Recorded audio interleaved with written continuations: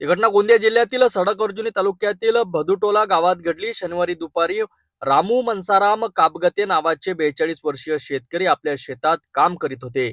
अचानक एका पट्टेदार वाघाने त्यांच्या पाठीवर हल्ला केला।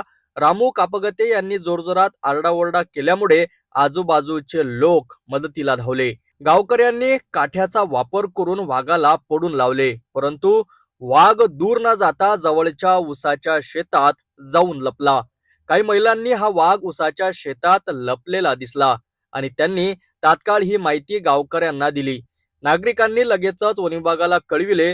वनपरिक्षेत्र अधिकारी मिथुन तरोने, राऊंड ऑफिसर पटले आणि पोलीस कर्मचारी घटनास्थळी पोहोचले। त्यांनी वाघाचा शोध घेण्यासाठी ड्रोनचा वापर केला, परंतु उंच ऊस असल्यामुळे वाघ ड्रोनला दिसला नाही।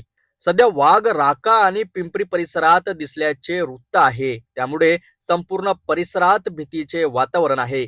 शेतकरी शेती कामासाठी बाहेर जाण्यास घाबरत आहेत। नागरिकांनी वनविभागाला तातडीने या वाघाला पकडण्याची मागणी केली आहे।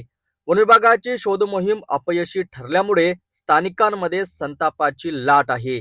वनविभाग बळीची वाट पाहतोय का, असा प्रश्न स्थानिक नागरिक विचारत आहे।